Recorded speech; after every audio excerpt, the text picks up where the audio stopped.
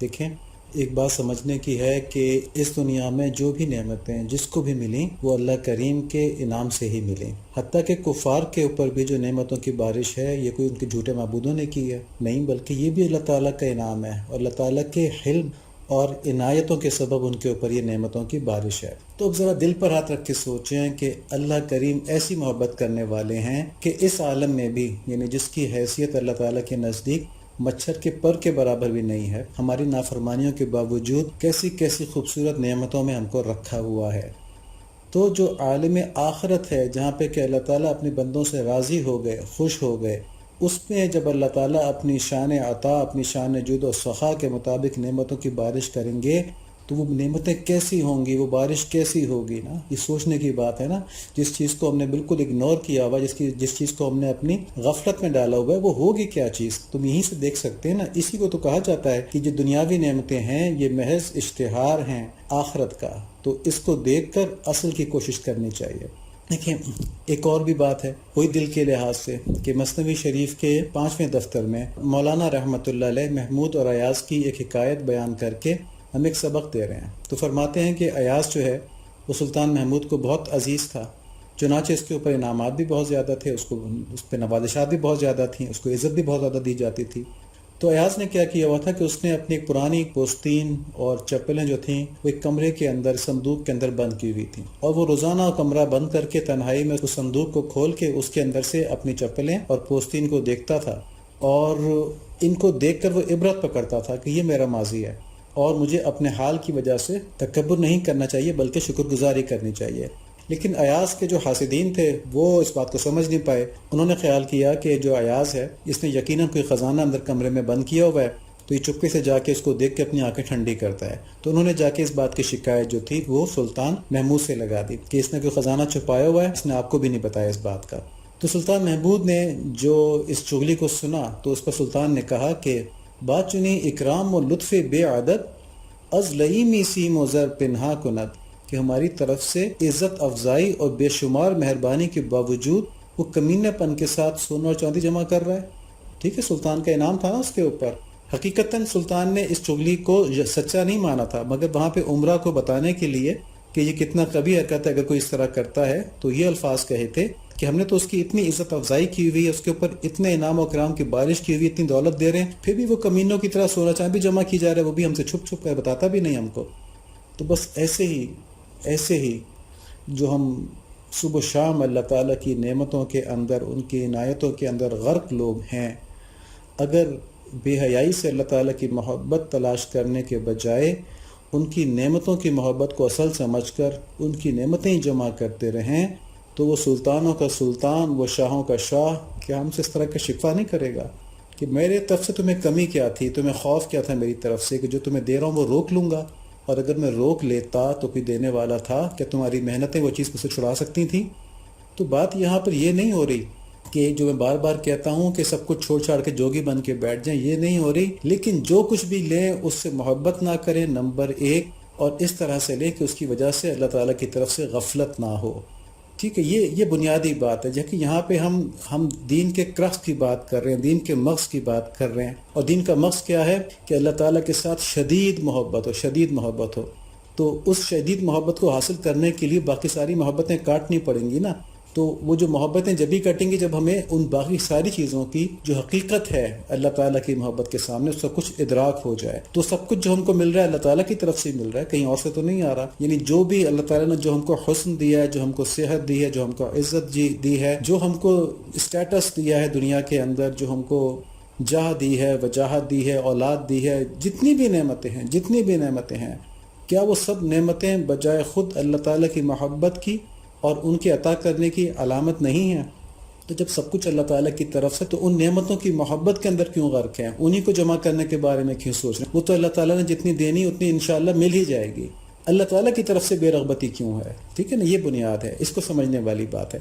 اب ایک اور چیز کہ ہم میں سے کچھ لوگ جو یہ سمجھتے ہیں کہ ان کے اوپر کافی نعمتیں نہیں ہیں، باقی لوگوں کے مقابلے میں کم ملا ہوا ہے، تو یہاں پر شیطان ان کے دل میں وسوسہ ڈال سکتا ہے کہ ٹھیک ہے، یہ تو ان لوگوں کے لیے درست ہے نا جن کے اوپر کہ اللہ تعالیٰ نے محمود کی طرح، جس طرح محمود نے ایاز کے اوپر نعمتیں کی ہوئی تھیں، انعام اکرام کیا ہوا تھا، تو تو جن پہ اللہ تعالیٰ نے اس طرح انعام و اکرام کیا ہوا ہے وہ تو اس بات کی پرواہ کریں، تو ہم تو پہلے کچھ نہیں ملا ہم کو، تو اس میں 2 واقعات ہیں، یہ ہم سن لیتے ہیں پھر ہمیں پتہ چل جائے گا کہ حقیقت کیا ہے۔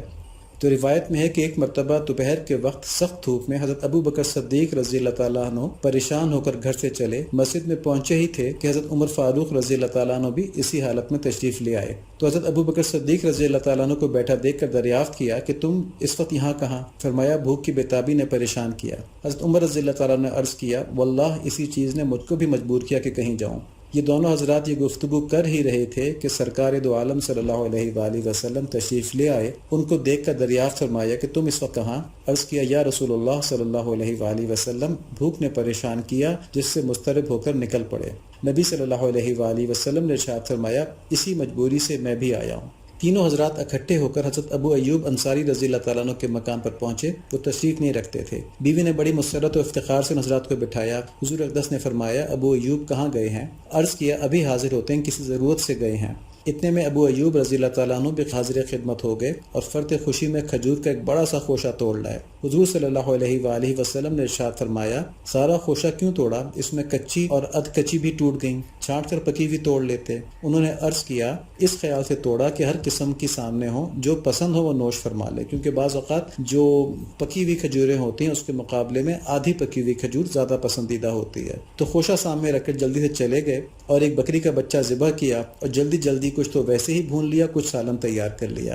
حضور اقدس صلی اللہ علیہ وآلہ وسلم نے ایک روٹی میں تھوڑا سا گوشت رکھ کر حضرت ابو ایوب رضی اللہ تعالیٰ عنہ کو دیا کہ یہ حضرت فاطمہ رضی اللہ تعالیٰ عنہ کو پہنچا دو، اس کو بھی کئی دن سے کچھ نہیں مل سکا۔ وہ فوراً پہنچا کر آئے۔ ان حضرات نے سیر ہو کر نوش فرمایا۔ اس کے بعد حضور اقدس صلی اللہ علیہ وآلہ وسلم نے ارشاد فرمایا دیکھو یہ اللہ تعالیٰ کی نعمتیں ہیں، روٹی ہے، گوشت ہے، ہر قسم کی کچی اور پکی کھجوریں ہیں۔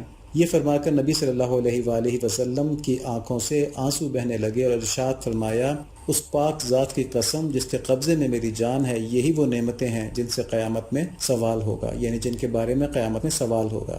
جن حالات کے تحت یہ نعمتیں اس وقت میسر ہوئی تھیں اس کے لحاظ سے صحابہ کرام کو بڑی گرانی اور فکر پیدا ہو گئی کہ ایسی مجبوری اور اضطرار کی حالت میں یہ چیزیں میسر آئی ہیں اور ان پر بھی سوال حساب ہوگا۔ تو حضور صلی اللہ علیہ وآلہ وسلم نے فرمایا اللہ تعالیٰ کی نعمتوں کا شکر ادا کرنا تو ضروری ہے ہی، لہذا جب اس قسم کی چیزوں پر ہاتھ ڈالو تو اول بسم اللہ وعلی برکت اللہ پڑھو، اور جب کھا چکو تو الحمدللہ الذی اطعمنی وسقنی وجعلنی من المسلمین، اس دعا کا پڑھنا شکر ادا کرنے کے لیے کافی ہے۔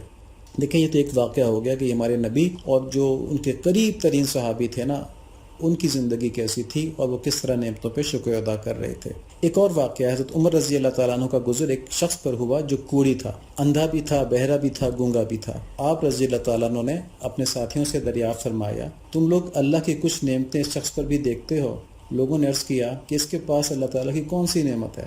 آپ رضی اللہ تعالیٰ عنہ نے فرمایا کیا یہ پیشاب سہولت سے نہیں کر سکتا؟ اب دیکھیں اس کے بعد کون شکایت کر سکتا ہے کہ میرے پاس نعمتیں نہیں ہیں؟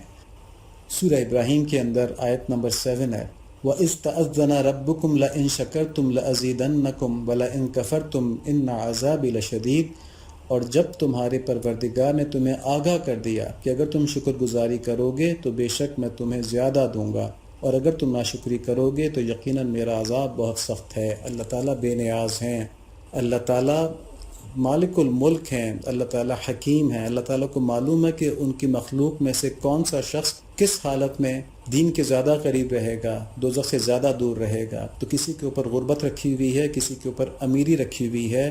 امیری بھی امتحان ہے، غربت بھی امتحان ہے۔ تو اور یہ بھی فرما دیا ساتھ میں کہ تم میرا شکر ادا کرو، تم میرا شکر ادا کرو گے میں اپنی نعمتوں کا اضافہ کرتا جاؤں گا۔ تو جو ہمارے شیخ ہیں وہ فرماتے ہیں وہ شکر تھراپی کہتے ہیں اس کو، کہ اگر کوئی شخص بیمار ہو گیا ہے تو وہ اپنی ریمیننگ صحت کے اوپر اللہ کا شکر ادا کرے کہ یا اللہ آپ کا احسان ہے کہ میری ایک آنکھ تو کمزور ہوگی، ایک آنکھ میری ٹھیک ہے الحمدللہ نا۔ تو اس شکر سے اس کی صحت جو ریمیننگ ہے، کیونکہ اللہ تعالیٰ نے فرمایا ہے نا کہ تم میرا شکر ادا کرو کہ میں نعمت کو بڑھا دوں گا، تو وہ بیماری چلی جائے گی اور اس کو صحت مل جائے گی۔ ہاں اگر کسی کی تقدیر کے اندر موت لکھی ہوئی ہے یا کوئی تکلیف کسی خاص مقصد کے لیے لکھی ہوئی ہے تو وہ تکلیف تو جیسے مقصد سے مراد کیا ہے کہ اس کے درجات بلند کرنے، اس گناہوں کا کفارہ کرنا ہے، تو تکلیف بھی آئے گی، اس پہ صبر بھی آئے گا اللہ تعالیٰ کی طرف سے۔ تو اللہ تعالیٰ میں یہ سمجھ نصیب فرمائے، اپنی محبت نصیب فرمائے، شکر گزاری نصیب فرمائے، بے صبری اور ناشکری سے ہم کو محفوظ فرمائے۔ اللہ تعالیٰ اپنی طرف سے بدگمانی سے ہم کو محفوظ فرمائے۔ دنیا کے اندر جو رغبت ہوتی ہے اس کی ایک وجہ اللہ تعالیٰ سے امپلیسٹ بدگمانی بھی ہوتی ہے. ظاہر مسلمان ظاہر میں تو نہیں کر سکتا نا، مگر امپلیسٹ بدگمانی ہوتی کہ اگر یہ مال مجھ سے ختم ہو گیا، اگر یہ مال کمانے کی اپرچونٹی چلی گئی تو میں دنیا کے لحاظ سے کمی میں واقع ہو جاؤں گا. وہ یہ نہیں سوچتا کہ دینا تو اللہ تعالیٰ نے ہے. ایک واقعہ میرے اپنے اوپر گزرا ہوا ہے، وہ میں یہاں پہ شیئر کرتا ہوں کہ ہم لوگ جو ایٹمک انرجی کمیشن کا ہاسٹل تھا H9 میں، اس میں رہتے تھے، اور ان دنوں جمعے کے دن چھٹی ہوتی تھی. پشاور موڑ پہ ایک جمعہ بازار بھی لگا کرتا تھا. تو نماز کے بعد ہماری نماز ہاسٹل میں جلدی ہو جاتی تھی، تو میں نے ہاسٹل میں نماز پڑھی اور میں پشاور موڑ چلا گیا. وہاں پہ جمعے کے نماز کا وقت ہو گیا تھا. تو وہاں پہ ڈرائی فروٹس کی 2 ریڑیاں کھڑی ہوئی تھیں. ایک پر جو اس کا مالک تھا پٹھان وہ موجود تھا، دوسری پہ کوئی نہیں تھا. تو ظاہر ہے جس پہ موجود تھا میں اس ریڑھی کے اوپر گیا اور میں نے اس سے 2-3 چیزیں دیکھی، مجھے اتنی پسند نہیں آئی. تو ساتھ والی ریڑھی کے اوپر بھی رکھی تھی وہی چیزیں میں نے وہاں دیکھی، وہاں مجھے پسند آنے لگی، تو میں نے اس پہ انٹرسٹ لیا تو ادھر کھڑا ہو گیا. تو جو دوسری ریڑھی کا آدمی تھا اس نے کہا کہ یہ صاحب جو ہیں یہ نماز پڑھنے کے لیے گئے ہیں جمعے کی، اور انہوں نے مجھ سے کہا تھا اگر کوئی گاہک آئے تم اس کو اٹینڈ کر لینا. تو وہ اس ریڑھی کے اوپر آ گیا. وہاں میں نے اس سے 2-3 چیزیں خریدیں، اور میری دیکھا دیکھی وہاں پہ اور لوگ بھی آنا شروع ہو گئے اور اس ریڑھی سے چیزیں خریدنا شروع ہو گئے. اور میں نے بعد میں سوچا وہاں سے ہٹ کے کہ دیکھو یہ شخص نماز پڑھنے کے لیے گیا ہوا تھا اور دوسرا شخص سودا بیچنے کے لیے نماز پڑھنے نہیں گیا. لیکن اللہ تعالیٰ نے اس شخص سے، اس دوسرے شخص سے جو نماز پڑھنے نہیں گیا تھا، اس سے ہی اس کی ریڑھی کے اوپر چیزیں بکوانا شروع کر دیں. تو اللہ تعالیٰ کی ذات تو بے نیاز بھی ہے، عطا کرنے والی بھی ہے. بدگمانی نہیں ہونی چاہیے. جو مل جائے اس پہ اللہ تعالیٰ کا شکر ادا کریں، جو نہ ملے سمجھیں کہ اللہ تعالیٰ نے ہمارے لیے اسی میں حکمت اور اسی میں بہتری رکھی ہے. یہ جو آج ہمیں نہیں ملا ہے اس کے بدلے میں اللہ تعالیٰ ہمیں جانے آخرت میں کیا دیں گے. تو یہ جو خوش گمانی ہے اللہ تعالیٰ کے ساتھ، شکر گزاری، یہ چیزیں اللہ والوں کی صحبت میں بیٹھ کر صحیح معنوں میں کھلتی ہیں انسان کے اوپر. تو جو مولانا روم رحمۃ اللہ علیہ کا اگلا جو اشعار آ رہے ہیں اس کے اندر مولانا یہی بات بتا رہے ہیں کہ انسان کے دل میں، عقل میں تو یہ ساری باتیں آ گئی نا، تو ہم نے دل کے لحاظ سے بھی کچھ جذباتی باتیں بتا دیں، لیکن ابھی عمل کے اندر نہیں آ پائیں گی، ابھی عمل کے اندر نہیں آ پاتی. اس کی وجہ کیا ہے کہ ایک مستقل محنت چاہیے، ایک مستقل جد و جہد چاہیے اس نفس کو زیر کرنے کے لیے جو دیوار بن کے کھڑا ہوا ہے ہماری عقل کے آگے اور ہمارے دل کی محبتوں کے آگے. اللہ تعالیٰ ہمیں صحیح سمجھ نصیب فرمائیں، صحیح طور کے اوپر دین پر چلنا نصیب فرمائیں، اور سب سے بڑھ کر اپنی محبت اور اپنی اطاعت نصیب فرمائیں، اور اپنے حبیب صلی اللہ علیہ وآلہ وسلم کی محبت اور ان کی کامل اطاعت نصیب فرمائیں، تاکہ ہماری یہ زندگی بھی کامیاب ہو جائے اور آخرت کی زندگی بھی کامیاب ہو جائے. آمین.